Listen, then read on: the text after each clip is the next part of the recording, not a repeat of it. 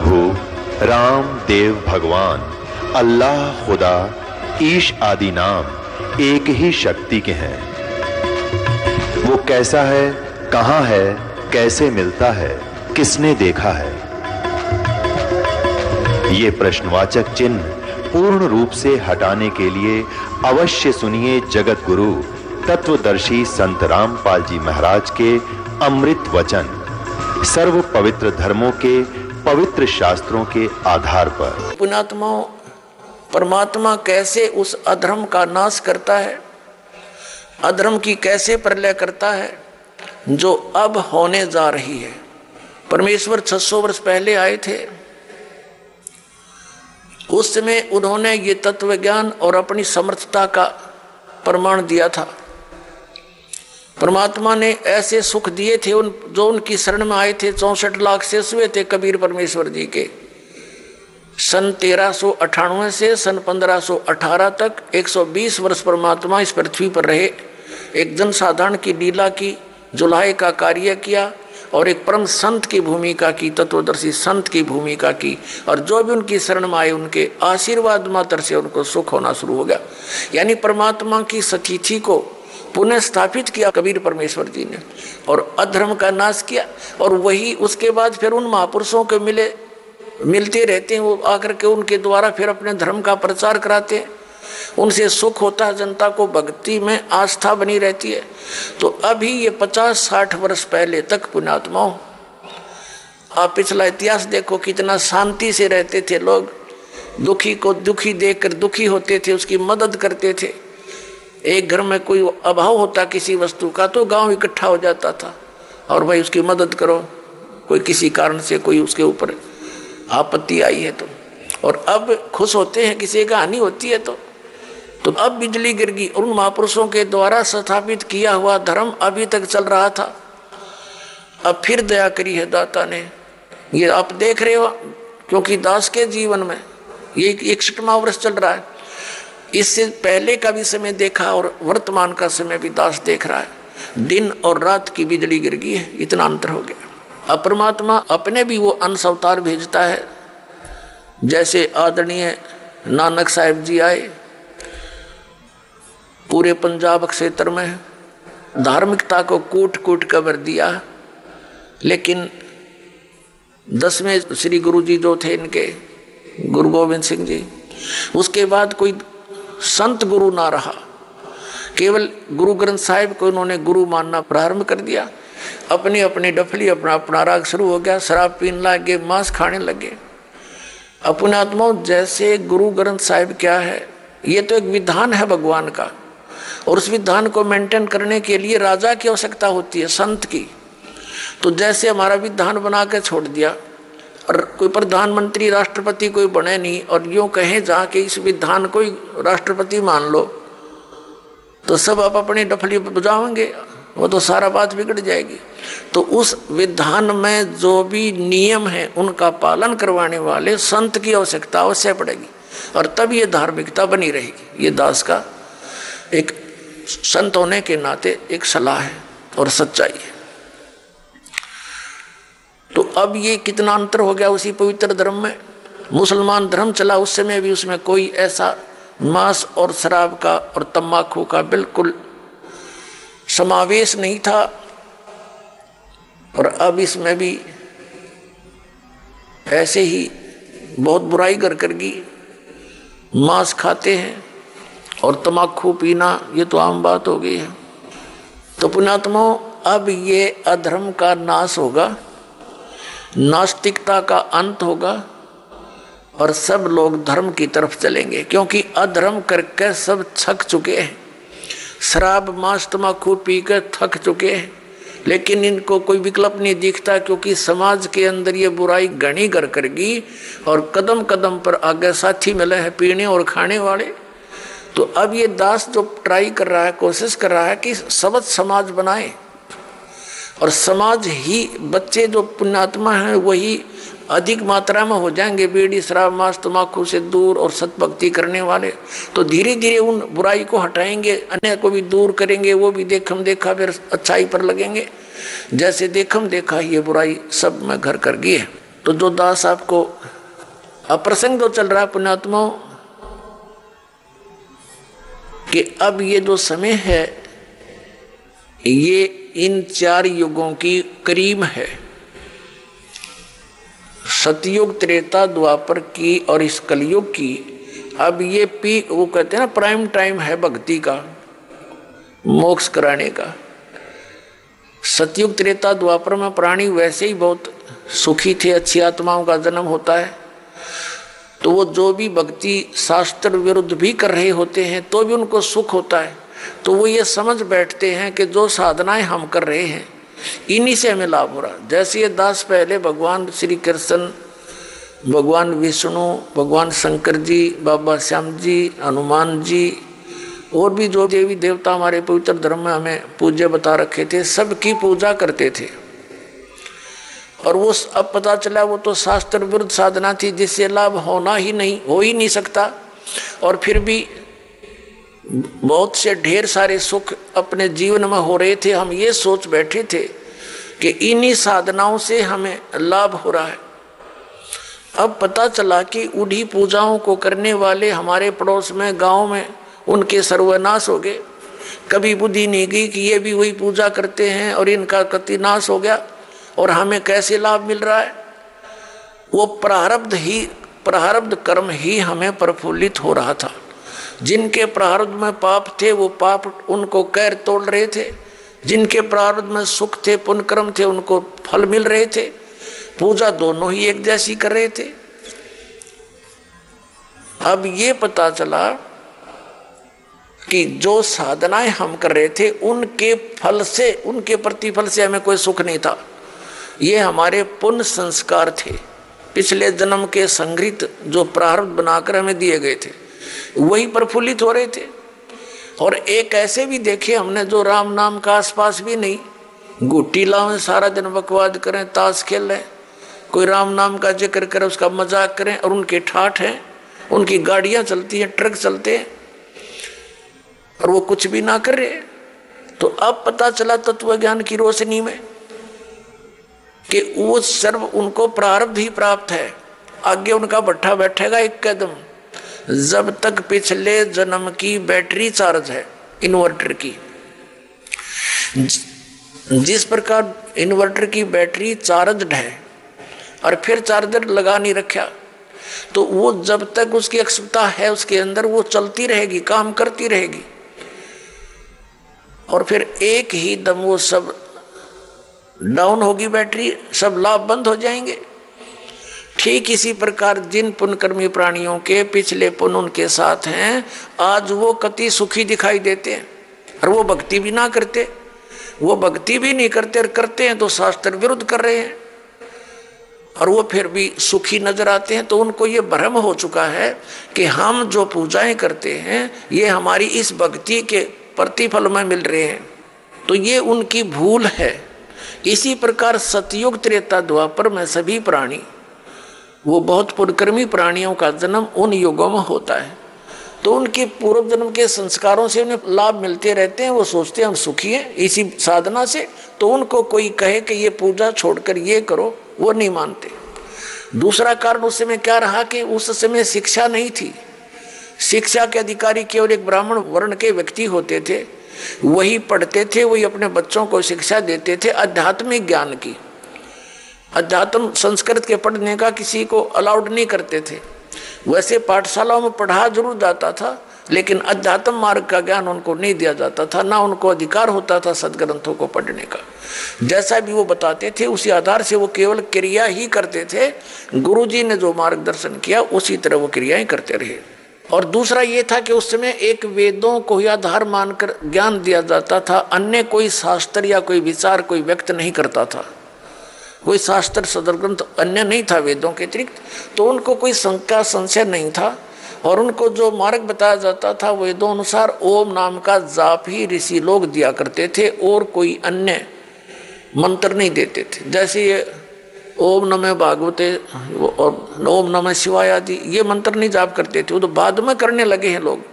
तो केवल ओम नाम का जाप और 500 यज्ञ ये ऋषि जन करते और करवाते थे। तो उसमें जो साधना वो ओम नाम का जाप और गुरु परंपरा से करते थे, उनको भविष्य की पुण्य तो एकत्रित होते थे, लेकिन लाभ उनको पिछले ही संस्कारों से मिल रहा होता था। ओम नाम के जाप से उनको क्या लाभ होता था? ब्रह्मलोक प्राप्ति। जैसे आपने श्री महावीर जैन जी के जीवन में बहुत बार दास ने दिखाया है, वो महापुरुष तो वेदों अनुसार साधना करते थे, जिस कारण से 80 लाख बार तो वो देवता पद को प्राप्त किया उन्होंने। और फिर कितना कैर टूटा पाप के कारण, 60 करोड़ बार गधा, 30 करोड़ बार कुत्ता और बिल्ली, हाथी, पता नहीं कितनी बार उन्हें ऐसे कष्ट भोगे। तो ये विधान है यहाँ के भगवान का।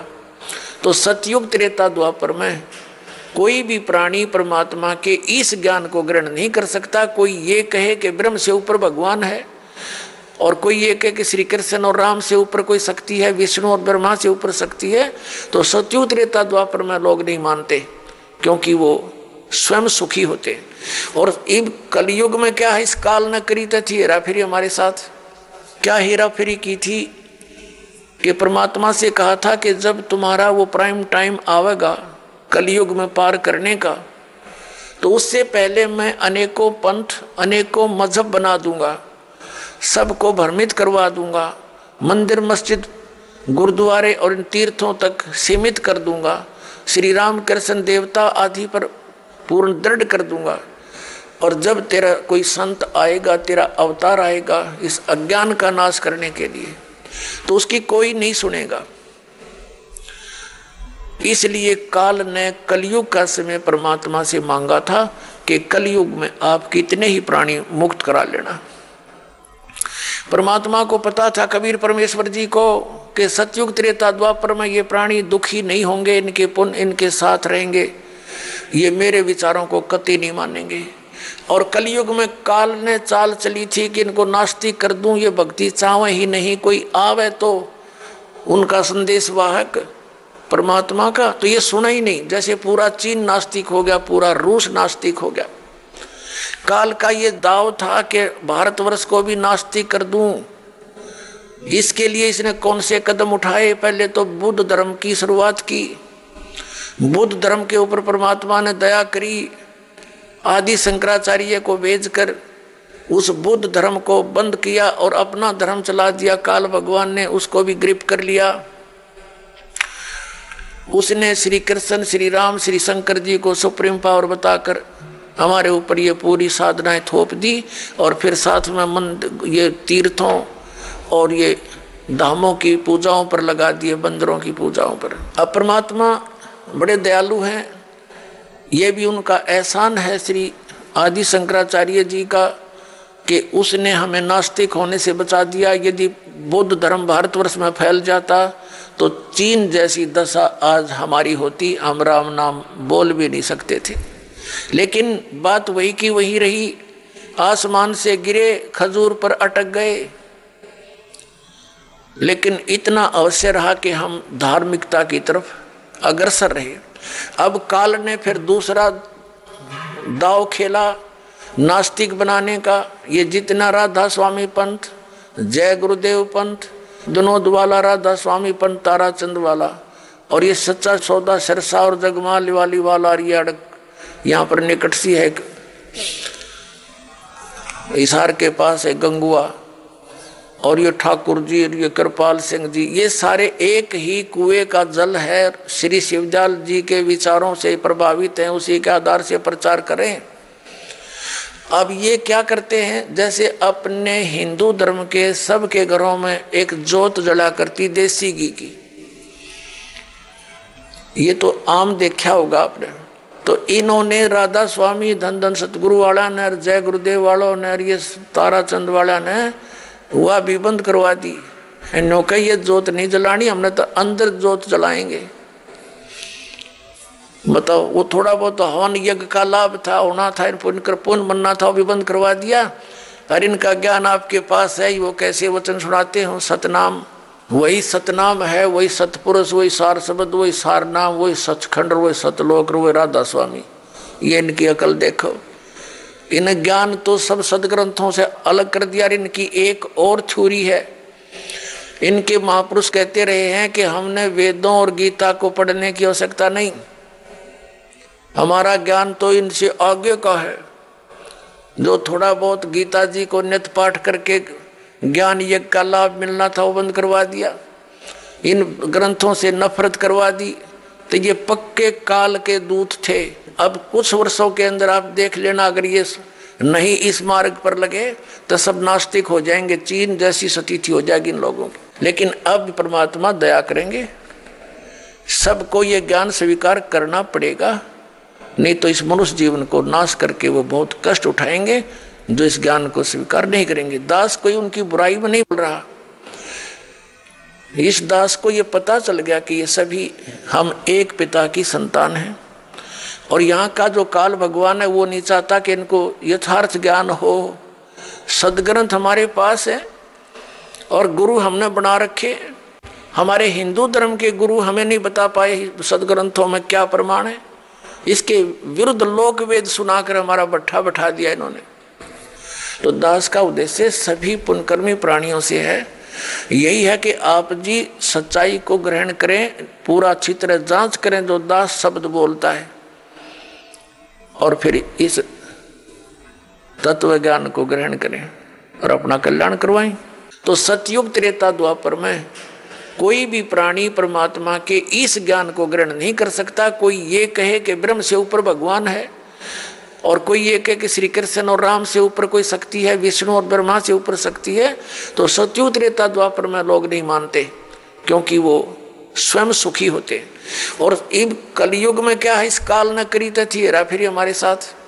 क्या हेरा फेरी की थी कि परमात्मा से कहा था कि जब तुम्हारा वो प्राइम टाइम आवेगा कलयुग में पार करने का, तो उससे पहले मैं अनेकों पंथ अनेकों मजहब बना दूंगा, सबको भ्रमित करवा दूंगा, मंदिर मस्जिद गुरुद्वारे और इन तीर्थों तक सीमित कर दूंगा, श्री राम कृष्ण देवता आदि पर पूर्ण दृढ़ कर दूंगा। और जब तेरा कोई संत आएगा, तेरा अवतार आएगा इस अज्ञान का नाश करने के लिए, तो उसकी कोई नहीं सुनेगा। इसलिए काल ने कलयुग का समय परमात्मा से मांगा था कि कलयुग में आप कितने ही प्राणी मुक्त करा लेना। परमात्मा को पता था, कबीर परमेश्वर जी को, कि सतयुग त्रेता द्वापर में ये प्राणी दुखी नहीं होंगे, इनके पुण्य इनके साथ रहेंगे, ये मेरे विचारों को कतई नहीं मानेंगे।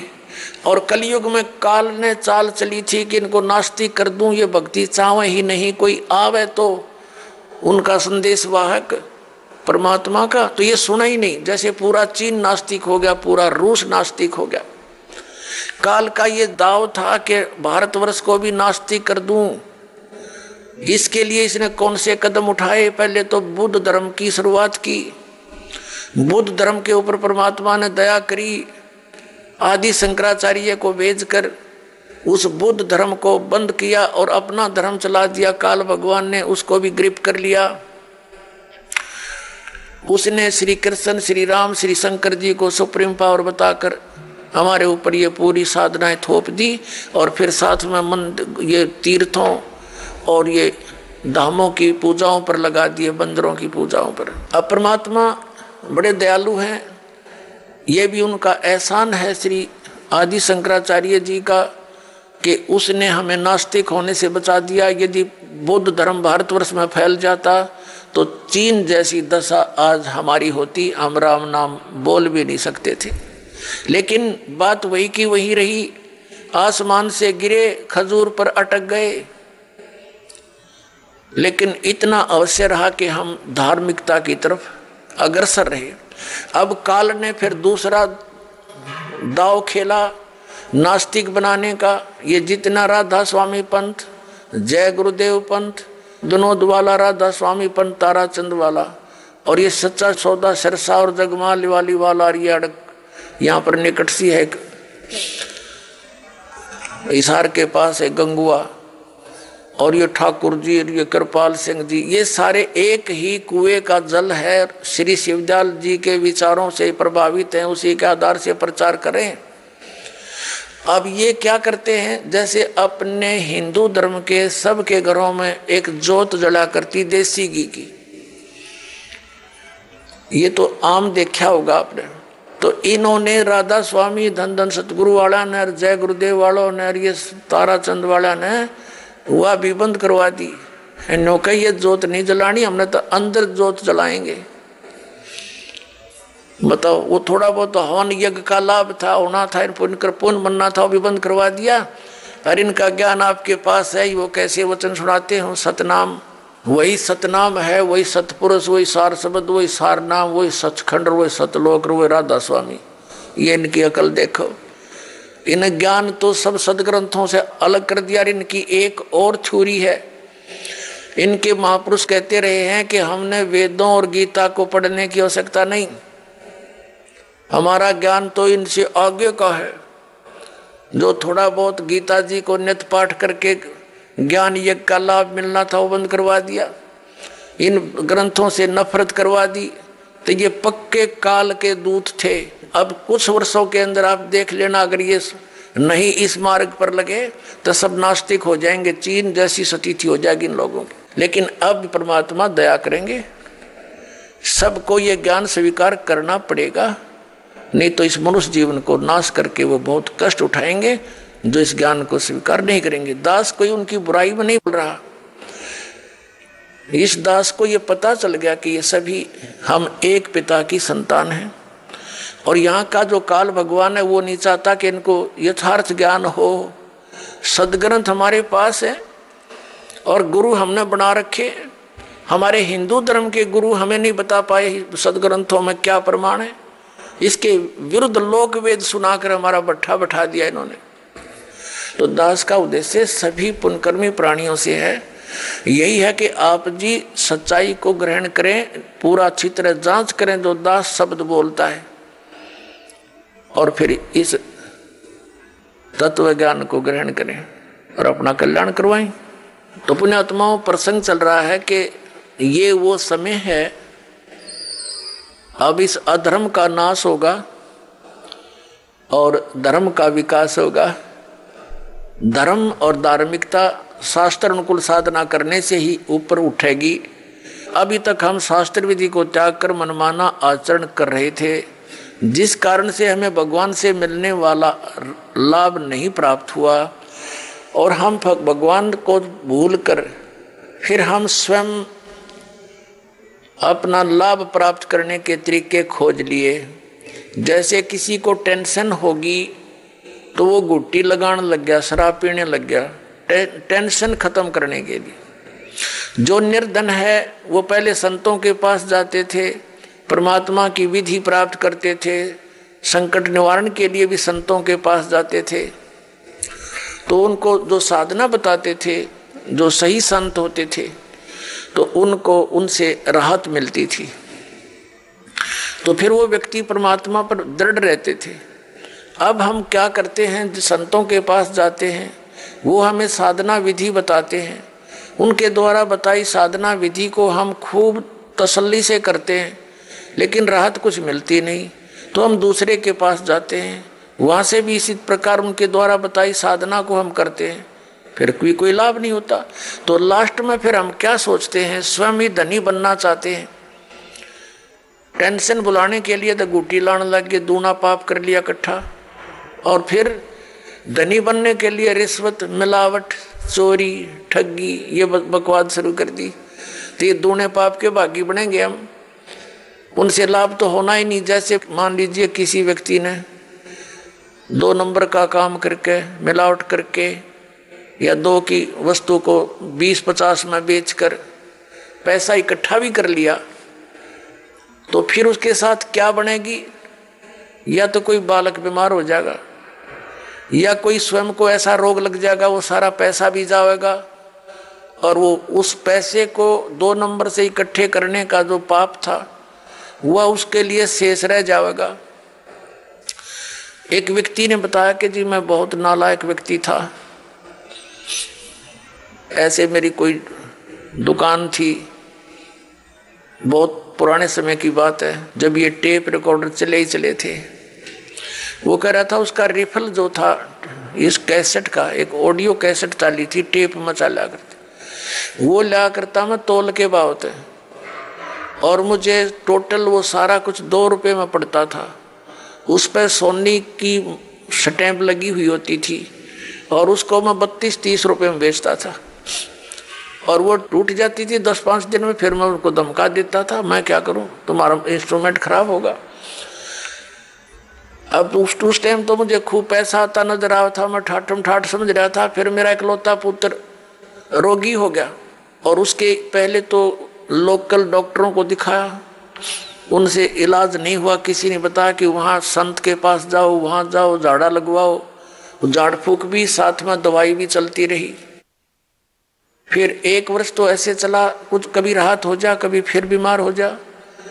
लास्ट में पता चला कि उसकी दोनों किडनी फेल होगी। उसके लिए ऑल इंडिया इंस्टीट्यूट दिल्ली में गए। उस समय ऐसे गुर्दा, उसका दोनों किडनी फेल होगी और गुर्दे बदलवाए, उसके एक गुर्दा बदलवाया। लगभग हमारा 3 लाख रुपए खर्च हो गया, 3.5 लाख के आसपास टोटल, जब से वो रोगी हुआ था। लड़का स्वस्थ हो गया, कोई बात नहीं, जो नुकसान हुआ सब्र किया। उसके विवाह की तैयारी कर रहे थे। स्वस्थ होने के 6 महीने के बाद वही लड़का बस दुर्घटना में एक्सपायर हो गया।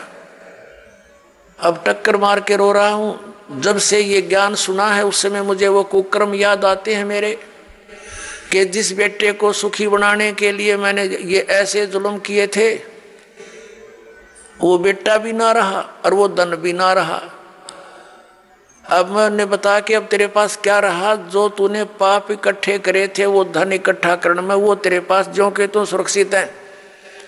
अब इसने धर लीजिए सिर पे वहां धर्मराज के दरबार में।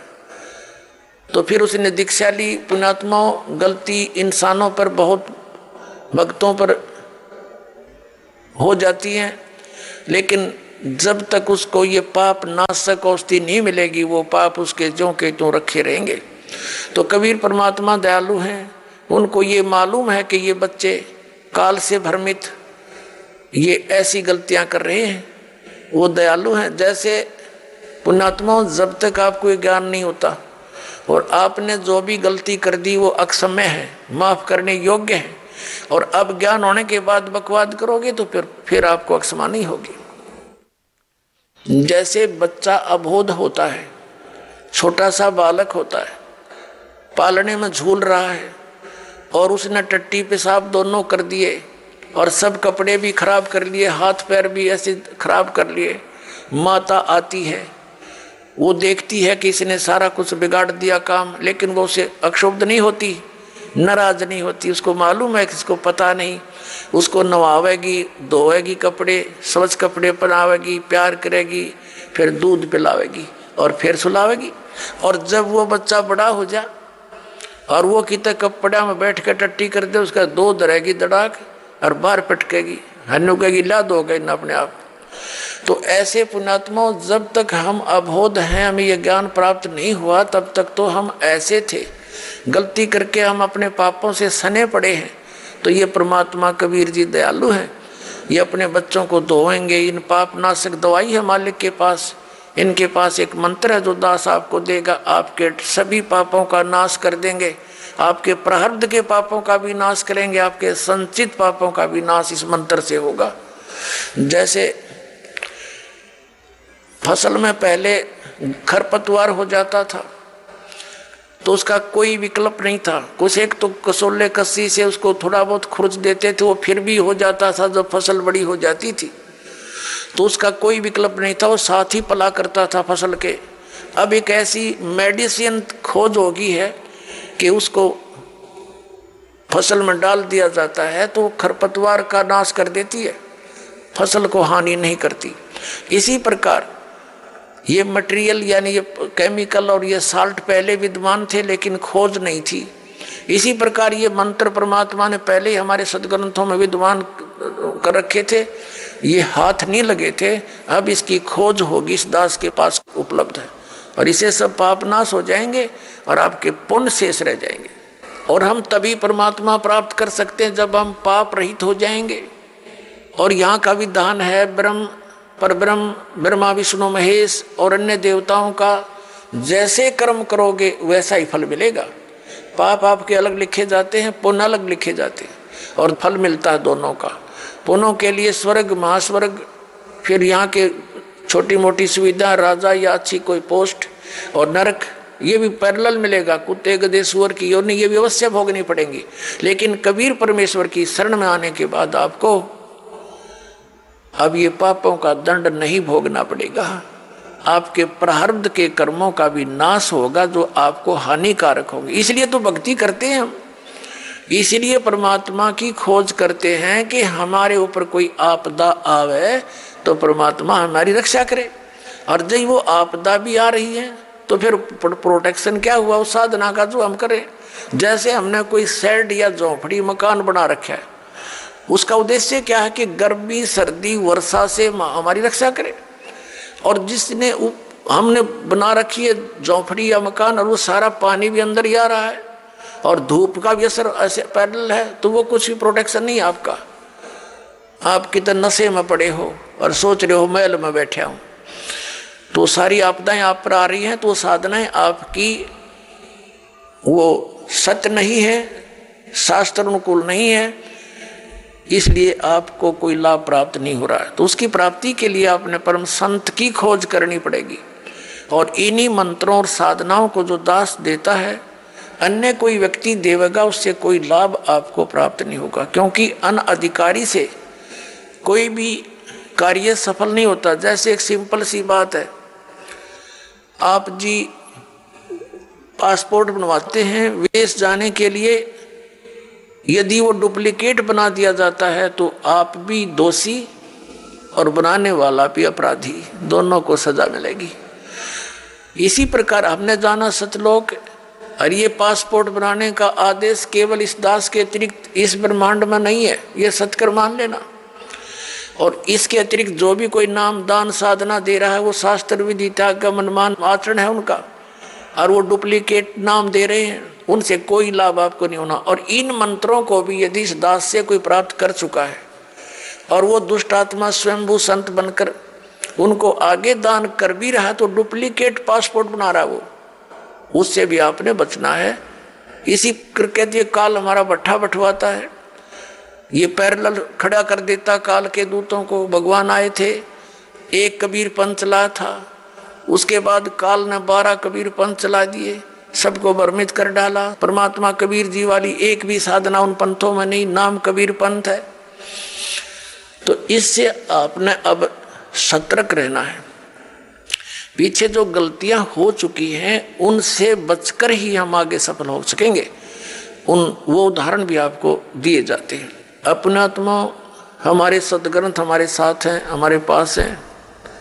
जैसे प्रसंग चल रहा था कि जो मंत्र आपको दिए जाते हैं ये यथार्थ जाप साधना है, सदग्रंथों में वर्णित है। और जो आपको दास साधना विधि और ज्ञान बताता है वो सूक्ष्म वेद से बताता है। तत्व ज्ञान रूपी 5वां वेद जो है, जो सच्चिदानंद घन ब्रह्म की वाणी में वर्णित है, उसके आधार से आपको ज्ञान देता है। तो उसके अंदर कंप्लीट ट्रीटमेंट है, यो पूरा कोर्स है। जैसे आप जी ने पवित्र हिंदू धर्म के धर्मी पुरुषों ने, भक्तों ने, बहनों ने पुराणों को खूब पढ़ा है, श्रीमद् भगवद गीता को भी पढ़ा है। श्रीमद् भगवद गीता में केवल एक मंत्र है, ओम, 8वें अध्याय के 13वें श्लोक में, वो ब्रह्म का मंत्र है। ओम इति एकाक्षरम ब्रह्म व्यवहारण माम अनुस्मरण ये प्रियाति तजन देहम स याति परमाम गतिम। उसका भावार्थ ये है कि गीता ज्ञान दाता ये ब्रह्म है, श्री कृष्ण जी में प्रवेश करके बोल रहा है। ये कह रहा है कि मुझ ब्रह्म का केवल एक ओम मंत्र है, नथिंग एल्स, ये एक अक्षर है। और इसका उच्चारण करके सिमरण करता हुआ जो शरीर त्याग कर जाता स याति परमाम गतिम, वो ओम से मिलने वाली जो परम गति उसको प्राप्त होता है। ओम से क्या होती है? ब्रह्मलोक प्राप्ति। ब्रह्मलोक में गए हुए प्राणी भी वापस आते हैं। 8वें अध्याय के 16वें श्लोक में गीता जी में ये भी स्पष्ट किया हुआ है। और गीता ज्ञानदाता स्वयं भी 2 अध्याय के 12वें श्लोक में, 4 अध्याय के 5 और 9 श्लोक में, और 10वें अध्याय के दूसरे श्लोक में कहता, अर्जुन तेरे और मेरे बहुत जन्म हो चुके, तू नहीं जानता मैं जानता। इसे सिद्ध है कि गीता ज्ञान दाता भी अविनाशी नहीं है, ये नाशवान है, तो इसके भगत भी नाशवान, जन्म मृत्यु समाप्त नहीं होगी। फिर गीता जी अध्याय नंबर 17 के श्लोक नंबर 23 में साधना का ज्ञान है, 3 मंत्र बताए हैं। ओम तत्सत इति निर्देश है, ब्रह्मण है समर्थ है, त्रिविधि समर्थ है, यानी सच्चिदानंद घन ब्रह्म, उस परम अक्षर ब्रह्म की प्राप्ति के लिए ये 3 मंत्र की मजदूरी है, साधना है। अपने आत्मा और कोई मंत्र इसमें जाप नहीं। तीसरे अध्याय के 10 से लेकर 15 तक श्लोकों में गीता जी में यज्ञों की जानकारी दी है, विधि नहीं बताई है, यज्ञों का लाभ बताया है। तो ये सब सारा कुछ कंप्लीट जो कोर्स आपको दिया गया है, ये कहाँ लिखा है? ये सूक्ष्म वेद में लिखा है। पुराणों के अंदर आप जी पढ़ते हो, कहीं पर हरियम नाम है, कहीं पर कलम नाम लिखा है, कहीं पर श्रम लिखा है। ये कहीं कोई जाप करने का बताया, कहीं ने किसी ने कुछ बताया। तो परमात्मा ने आकर के सतयुग के प्रथम चरण में ब्रह्मा जी आदि कईयों को मिले थे, वो महापुरुषों को मिलते हैं, उनका गुण है, तो उनको ये कंप्लीट प्रथम मंत्र देने की बताने की चेष्टा की थी। तो उन्होंने उनको स्वीकार ना करके उस में से अपने अपने स्वार्थवश मंत्र निकाल लिए और उनकी साधना शुरू कर दी। और ये ऐसे जो मंत्र हैं, स्ट्रॉन्ग मंत्र हैं, इनके जाप से शीघ्र ही लाभ प्राप्त हो जाता है। जैसे एक बार ये दास एक शहर में पाठ कर रहे थे, पर गांव गांव में, घर घर नगर नगर में जाते थे हम, श्रद्धालुओं के 3 दिन पाठ करते थे, सत्संग सुनाते थे, सब परिवार को बैठाकर समझाया करते थे। तो उनका एक पड़ोसी था, उसको बुला लिया, कहा जो आप भी सत्संग सुन लो, ज्ञान सुनो। सत्संग सुनने के बाद वो पास में आकर बैठ गया। 5-7 भगत थे। वो कहने लगा मुझे तो वो मंत्र दे दे जिसमें नरी माया माया इकट्ठी हो है, और नहीं चाहिए मैंने कोई भी, मोक्ष मास की मुझे जरूरत नहीं। तो ये इस टाइप के व्यक्ति हैं, वो उन्होंने ऐसा ही कर लिया। पहले जैसे एक मंत्र सेलेक्ट कर लिया, किलम, इसकी साधना करी, इसे सिद्धियां आ गई। उस सिद्धि एक हल्दी की गांठ प्राप्त करके पंसारी बन गए, कर लिया ना सपना भी।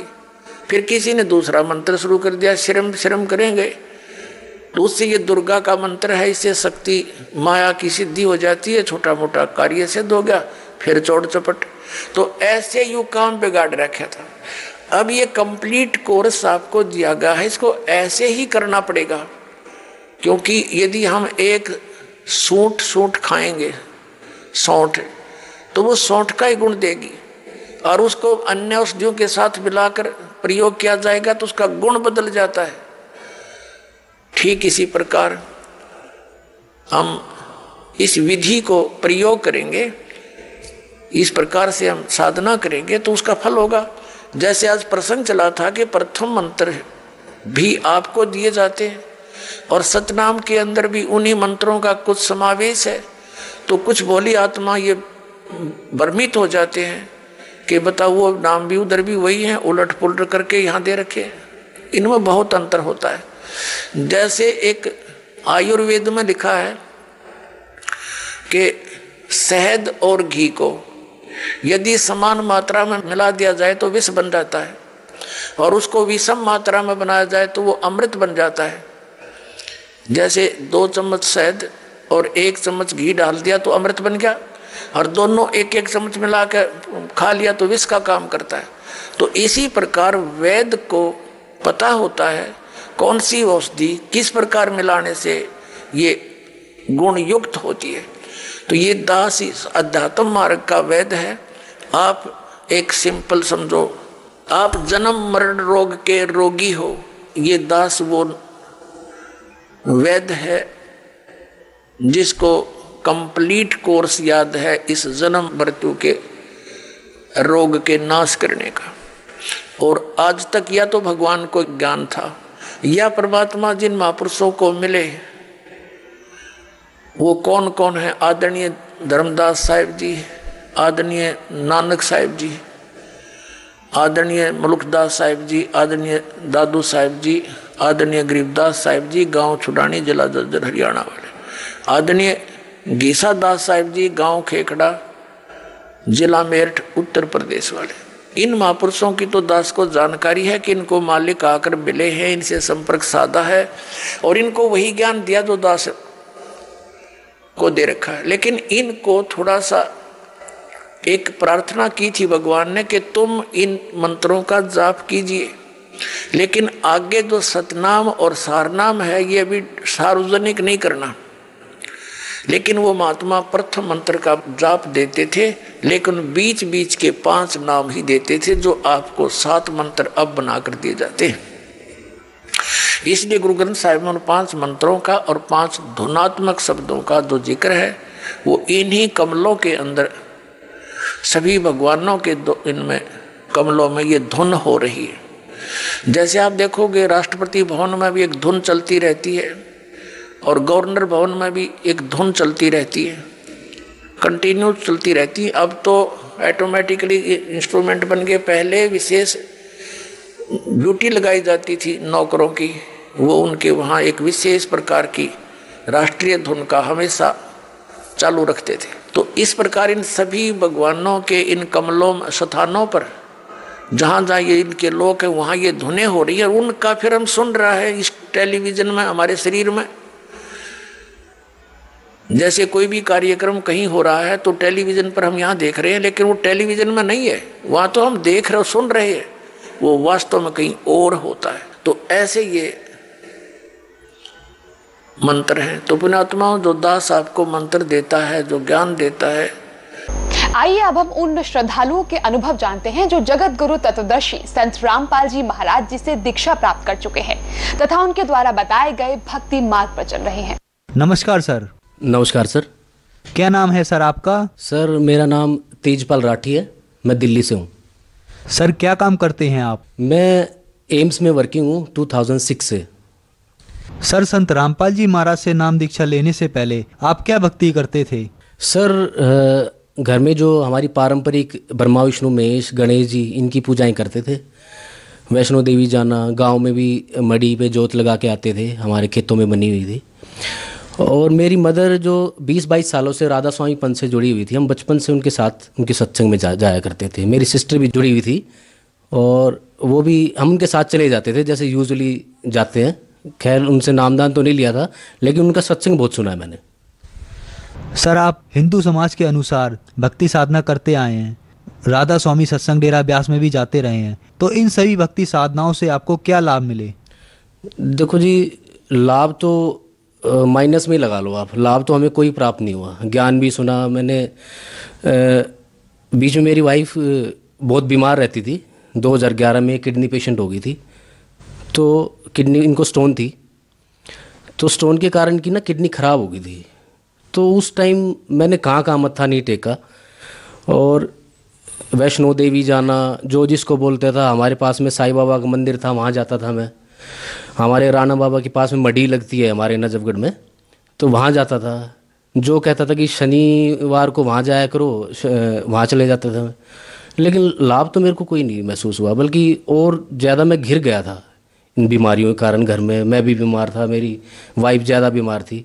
इस चक्कर में मैं इतना ज़्यादा एडिक्ट हो गया था, दारू मैं पीता था और मेरे ख्याल से उस टाइम और टेंशन में बहुत ज़्यादा एडिक्ट हो गया था मैं अपनी हालत बताऊं तो मैं इतना एडिक्ट हो गया था, शाम होती ही ना मेरे शरीर अपने आप ठेके पे चला जाता था और मैं चाह के भी उसको रोक नहीं पाता था।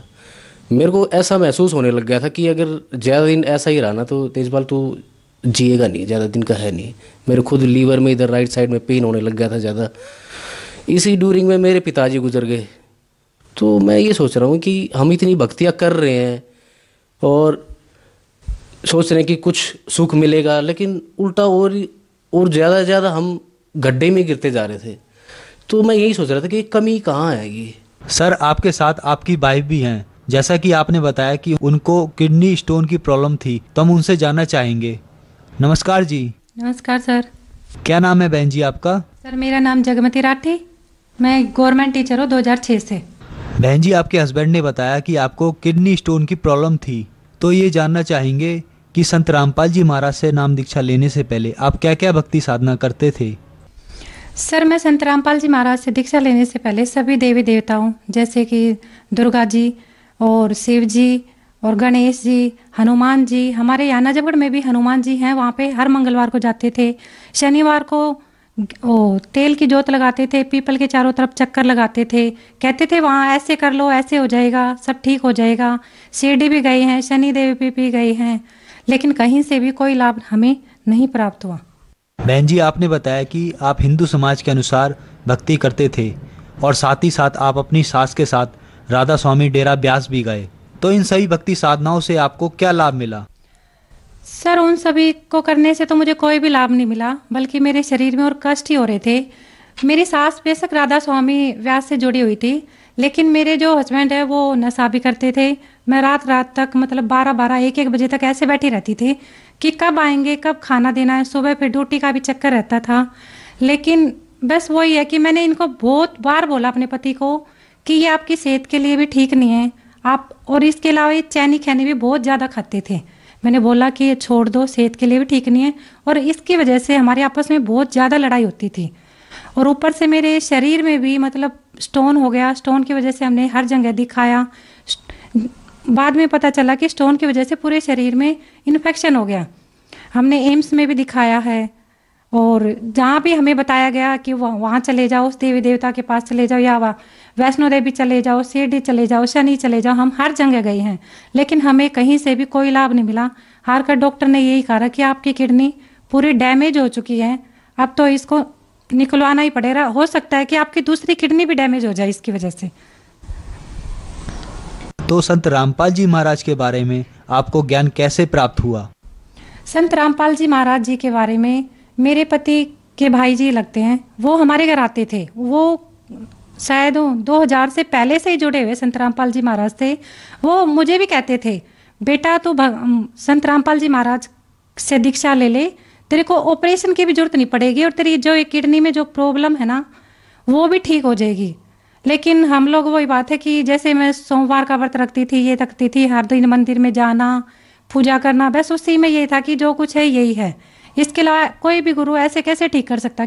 संत रामपाल जी महाराज से नाम दीक्षा आपने कब ली? मैंने 13 फरवरी 2013 को मैं सतलोक आश्रम गया था, और उस दिन मैंने दीक्षा ली।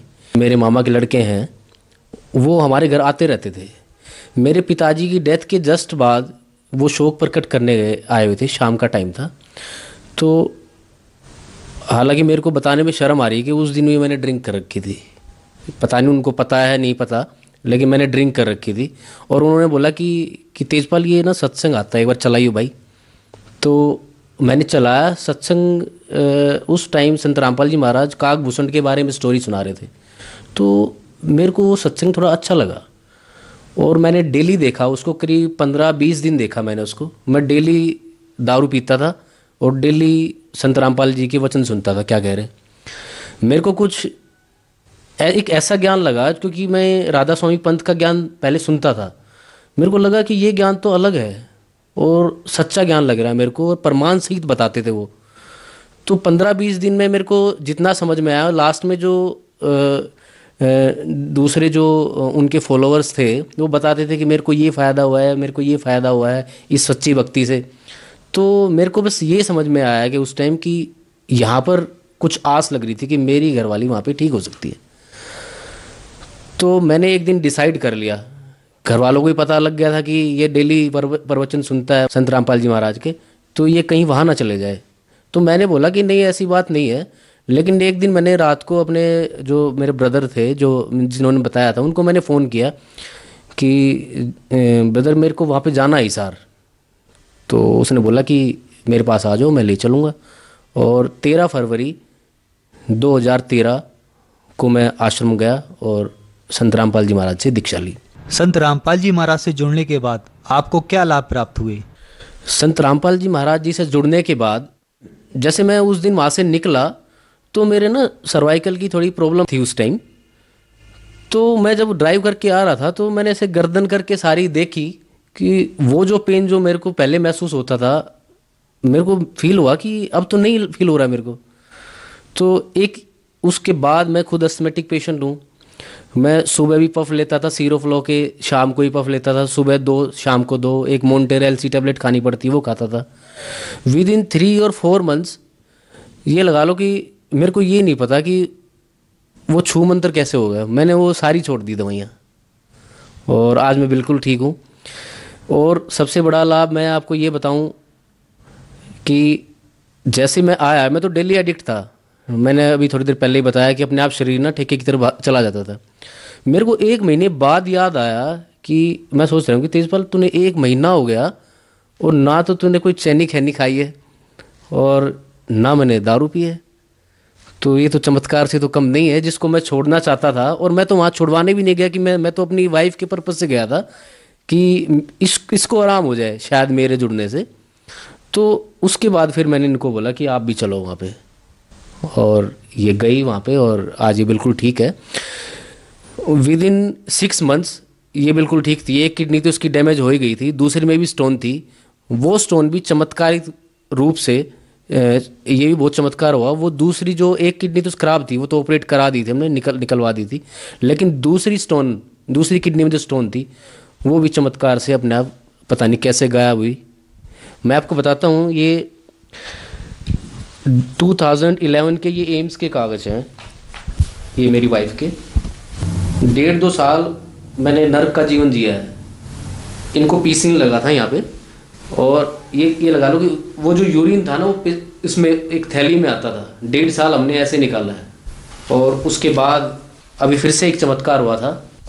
ये चमत्कार तो होते रहते हैं, लेकिन मैं ये जरूर दिखाऊंगा आपको। ये 20-10 को ना, इनको लेफ्ट साइड में जो किडनी है वहाँ पे पेन हुआ था कुछ दिन पहले। तो हमने 20-10-2017 को ये हमने कराया, तो इसमें पता लगा कि इसमें आप देखिए बेशक, इसमें एक गणेश में कराई थी 2017 में 10वें महीने में।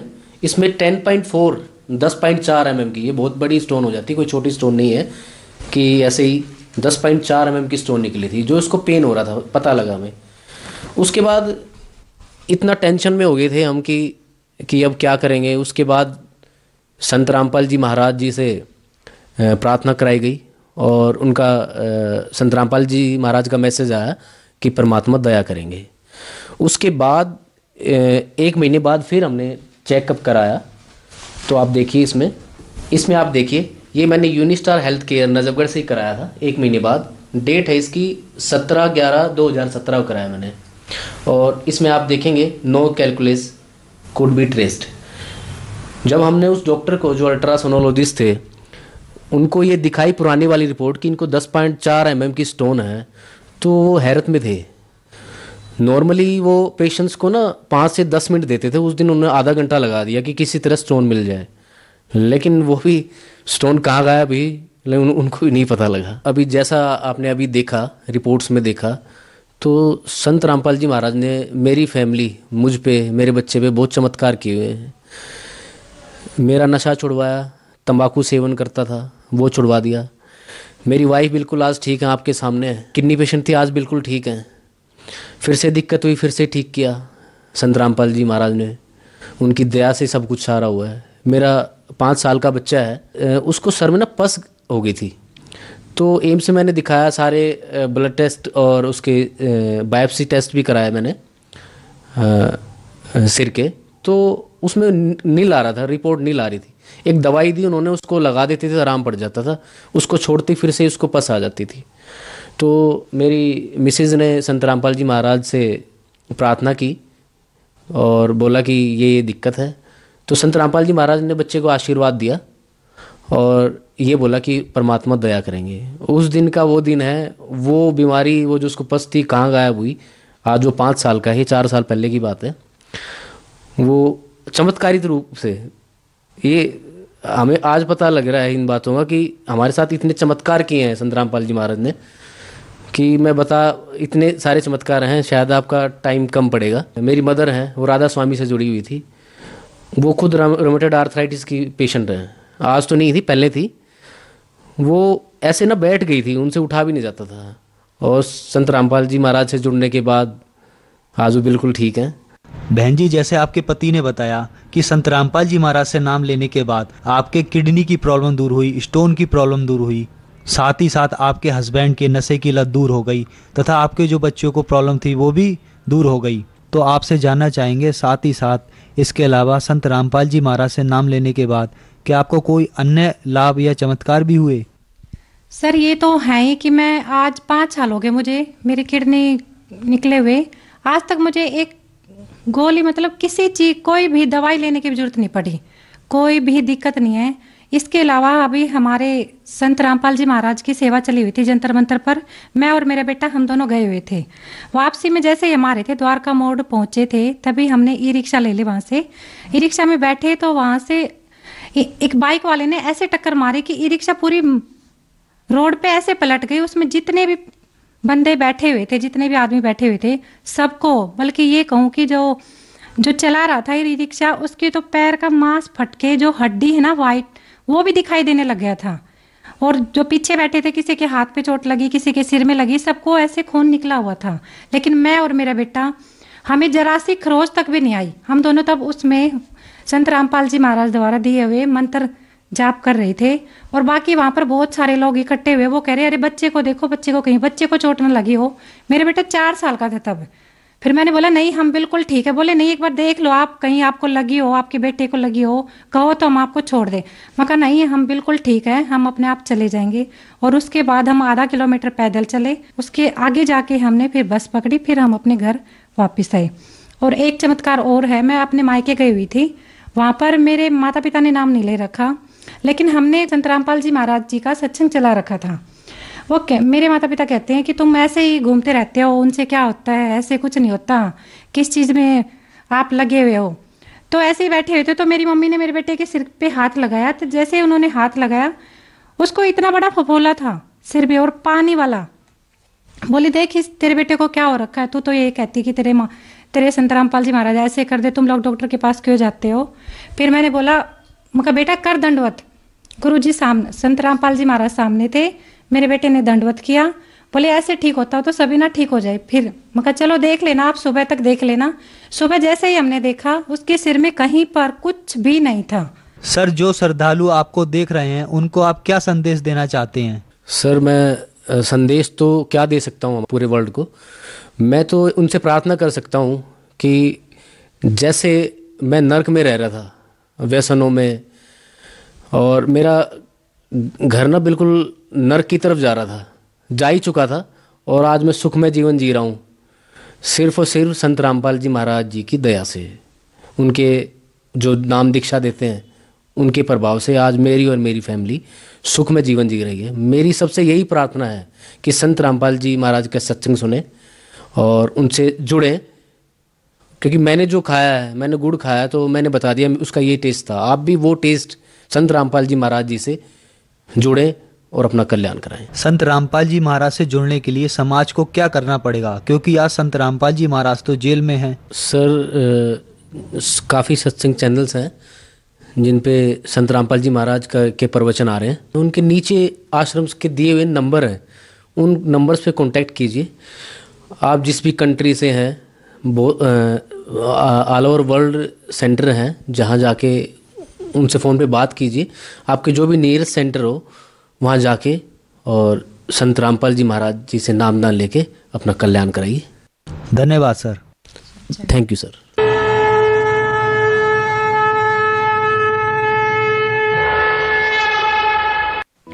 आप सुन रहे थे जगत गुरु तत्वदर्शी संत रामपाल जी महाराज के मंगल प्रवचन। अधिक जानकारी के लिए संपर्क करें 8222-880-541 8222-880-542 8222-880-543 8222-880-544। हमारी वेबसाइट है www.jagatgururampalji